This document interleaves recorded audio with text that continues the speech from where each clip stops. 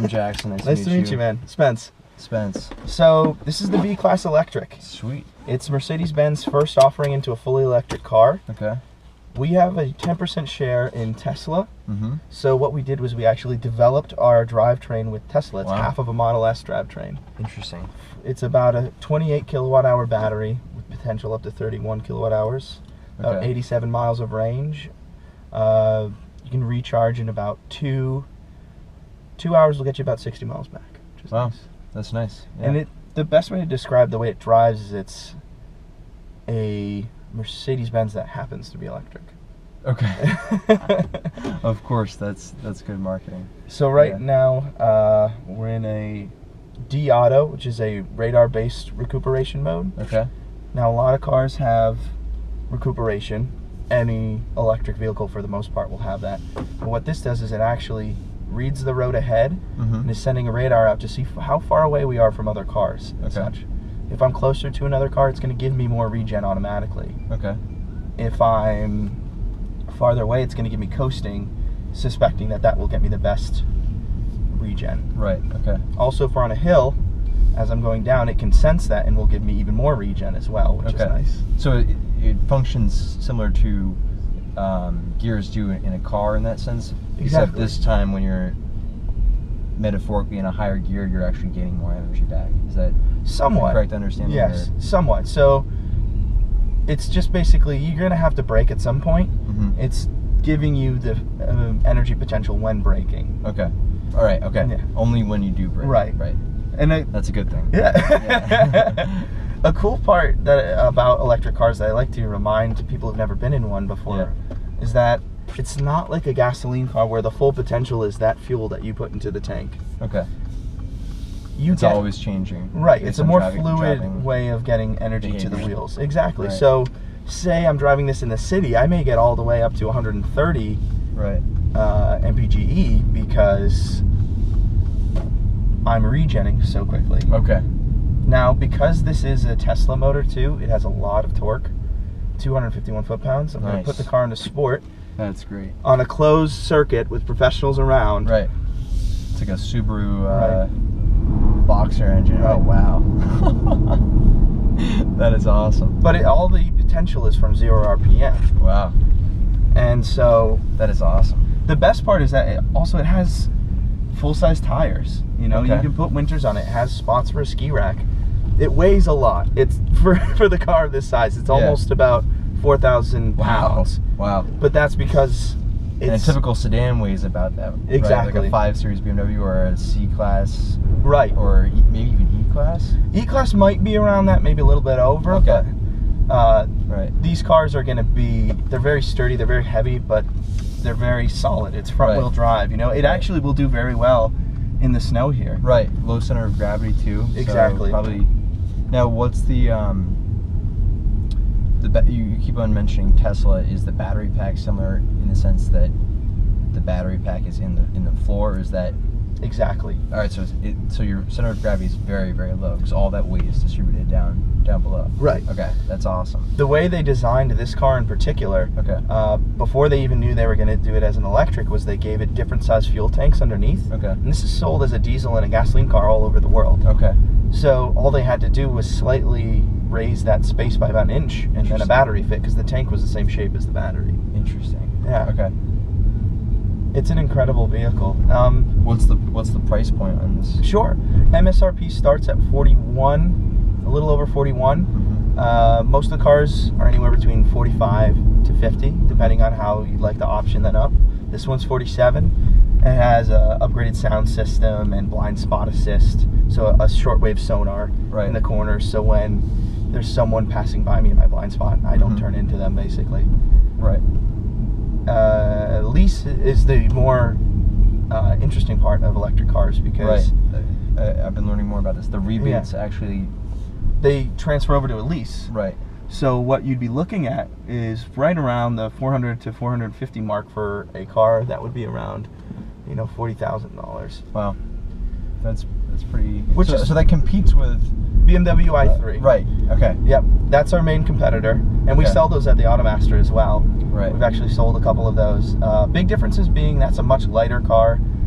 This is more of a comfortable family car because of the space and the way it's designed. Right. Whereas the BMW is more of a sporting car. Okay. You know, it's a total holistic approach to the electric car, whereas this is an adapted platform. Okay. There's nothing wrong with that. But Right. it's just a difference in how people like to approach things. Right. Personally, I'm more of a relaxed person, so I'd like to have a car like this. But if I were going to attack a back road or something, I'd probably want the i3. Interesting. Okay. The funny part about a car like this is we already sold it in a different platform with diesel and gasoline, so it was a already developed chassis. Right. The challenges that come with adapting it to electric was that we had to make the wiper motors quieter. We had to add extra insulation because there's barely any sound. Yeah. So any kind of road noise is going to be very pronounced. Luckily, we're starting from a place with a Mercedes-Benz where they're already very quiet, and it comes with all those accoutrements you want. Right. But my cool part is the windshield has a layer of silver between the two panes of glass and the safety plastic. Mm-hmm. Instead of having a fully electric heated windshield with the small lines you usually see, Right. like in the back, Mm-hmm. front windshield uses this layer of silver as the area to conduct, Mm-hmm. and it's about a third more efficient, or it's a third of the power that a normal heated windshield would take. Interesting. So the biggest thing about any of these electric cars when they're fully electric is you need to conserve energy, because that's potential mileage. With these kind of cars, you usually precondition them. So you start them up while they're still plugged in, or when they have enough charge, you cool them down or heat them up, and then you go off on your journey. All right. That way saving you energy down the road. Interesting. Okay. Yeah. So it's just important that people have their car charged up and ready to go, so they don't lose that initial gain. And when the temperature's set to the right point, once you leave, you don't have to worry about using the AC as much, or using the electric heater as much. A nice part about this car is when it's in eco mode, it takes that all into account and adjusts the power output accordingly. So it's kind of simplifying your life in that you don't have to worry about turning the AC on and off and the heat and where am I going to be? Is that going to affect my mileage? So range anxiety is one of the biggest things to overcome with any electric car. Absolutely. So being able to correlate to someone that this is a different way of delivering power, as opposed to gasoline, because gasoline cars have made the infrastructure of America what it is, and we're used to gasoline, so finding something that's different is a little bit daunting sometimes. But conveying that information, because it doesn't always compute the miles per gallon versus you can't think of it the same way. It's completely different. You know, like you were saying earlier, each input you how you interact with your car, even at the climate to the the audio, that's all going to affect your performance down line. Yep. But it's fun too. That's a big part. Electric cars are so much fun. And they're not a toy. Like, this is a real car. I mean, it's got torque that's comparable to some powerhouse engines on the marketplace. So. It's right around the same as our V6 that would have been in the last model C300.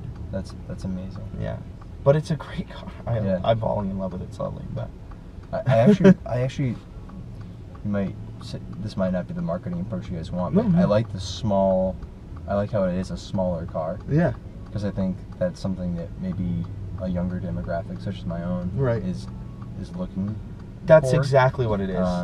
Because you don't need that big car, This is a good car. A lot of our customers, this will be their second car. Okay. Because they already have some kind of long-range tour. Okay, some big SUV or S-Class sedan or something, which we're actually coming out with a plug-in hybrid for our S-Class flagship sedan, which is not only the flagship for Mercedes, but like the flagship for the industry. Right.